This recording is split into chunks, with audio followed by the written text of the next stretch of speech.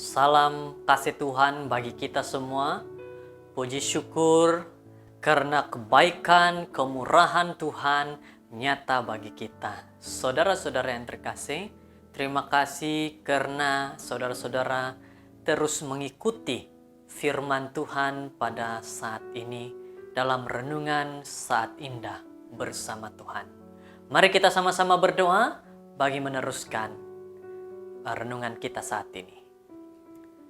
Bapa kami yang terkasih, puji syukur karena Tuhan sudah membawa kami sekali lagi pada saat ini mendengar firman-Mu, mempelajari firman-Mu melalui Alkitab yang telah Tuhan berikan kepada kami.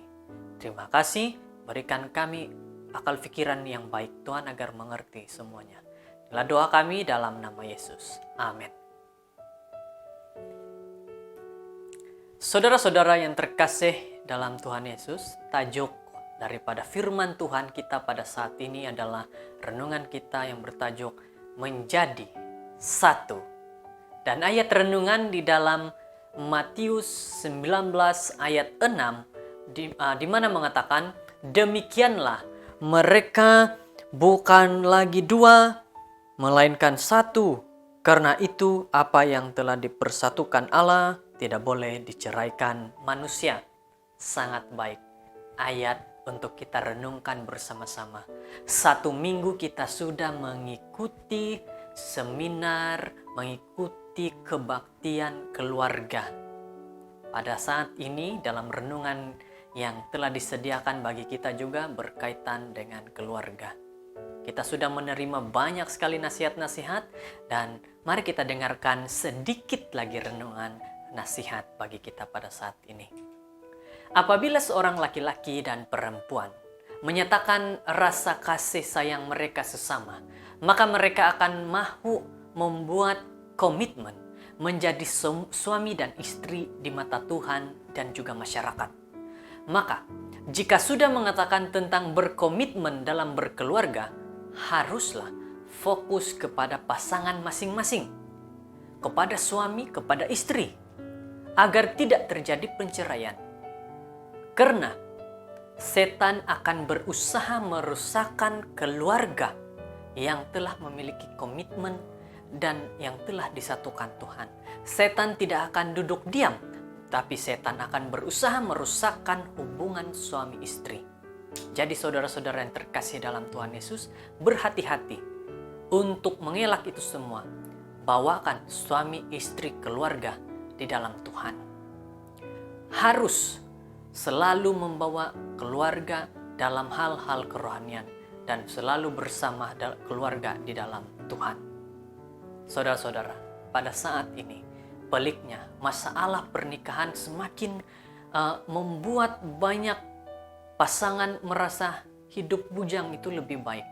Banyak alasan-alasan yang diberikan, dikemukakan, seperti ketidakserasian, seperti sifat buruk pasangan yang tidak bertanggung jawab, ada perselingkuhan, melalaikan antara satu, ada kelakuan perbuatan yang kasar, dan juga ingin gairah percintaan itu sudah hilang, sudah padam. Apabila berada dalam situasi pernikahan yang buruk, sering akan memicu kepada pertanyaan seperti ini. Untuk diri sendiri, tidak adakah perceraian yang diizinkan oleh Tuhan? Keinginan hati manusia sudah seperti ini. Apabila setan sudah merusakkan, maka keinginan hati manusia adalah tidakkah cara Tuhan kasih izin? Saudara-saudara, itu keinginan hati manusia. Seperti yang dikatakan, Tuhan tidak inginkan perceraian terjadi. Banyak sekali manusia yang ingin agar keinginan hati mereka diikuti oleh Tuhan. Manusia mahu mengatur Tuhan. Manusia mahu mencoba agar Tuhan itu boleh diatur-atur. Saudara-saudara, semua kita adalah ciptaan. Maka Tuhanlah yang harus ditinggikan dan kita sebagai manusia harus mengikut perintah daripada Tuhan. Harus mengikut daripada kata-kata Tuhan. Nah, apalagi dalam pernikahan, ikutkan nasihat daripada Alkitab dalam sebuah pernikahan, maka pasti Tuhan akan memberkati dan membantu setiap apa yang terjadi dalam keluarga kamu. Ketika kita boleh baca dalam Alkitab, ketika orang Farisi bertanya kepada Yesus soal penceraian, mereka sebenarnya ini bukan benar-benar sedang prihatin atau atas persoalan rumah tangga orang. Mereka hanya ingin mencobai Yesus. Apa jawaban daripada Yesus? Inilah yang kita boleh baca dalam ayat ketiga. Mereka mahu mencobai Yesus. Tetapi Yesus menjawab persoalan ini dengan mengingatkan mereka bahwa pernikahan adalah ketetapan Allah. Ayat 5 dan 6. Pernikahan, perkawinan adalah pemberian Tuhan yang pertama di Taman Eden juga. Hukum Musa diberikan karena hati umat Tuhan yang keras, tidak mau tunduk pada apa yang sudah ditetapkan oleh Tuhan. Ayat yang ke-8. Tentang hidup tidak menikah, Tuhan kembali menjawab dengan menunjukkan apa yang sudah ditetapkan Tuhan dan apa yang sudah menjadi kemauan hati manusia. Ayat 12. Saya bacakan di sini. Ada orang yang tidak dapat kawin karena ia memang lahir demikian dari rahim ibunya. Dan ada orang yang dijadikan demikian oleh orang lain. Dan ada orang yang membuatkan dirinya demikian karena kemahuan dirinya sendiri.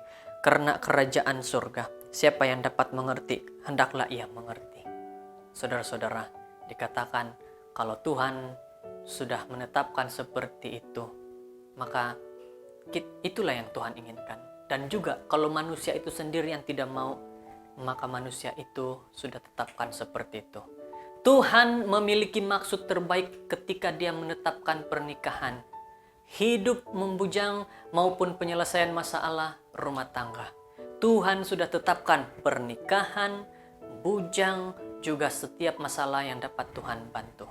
Bukankah Dia Tuhan yang Maha Tahu dan Maha Baik? Kita dapat memilih apakah akan mengikuti ketetapan itu atau melanggarnya.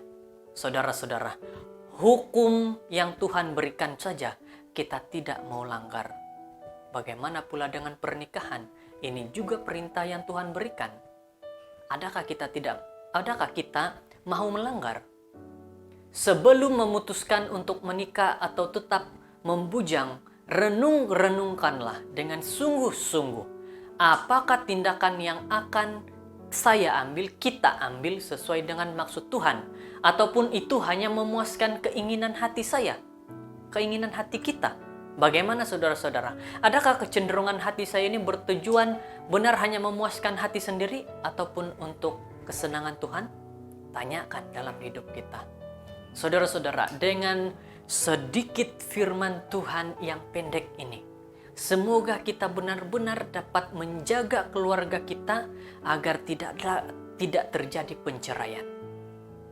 Dan bagi mereka yang sudah menetapkan hati untuk tetap bersendirian bujang, tetapkan hati kamu hanya untuk Tuhan, bukan untuk memuaskan hawa nafsu diri sendiri, tetapi untuk Tuhan. Marilah ikut perintah Tuhan dalam pernikahan. Jadilah keluarga yang sering berserah kepada Tuhan. Janganlah membuat keputusan dengan mengikut kata hati sendiri sebagai manusia, tetapi ikutlah apa yang Tuhan inginkan. Lembutkan hati ketika membaca ketetapan Tuhan, agar kita dapat melihat maksud Tuhan yang baik.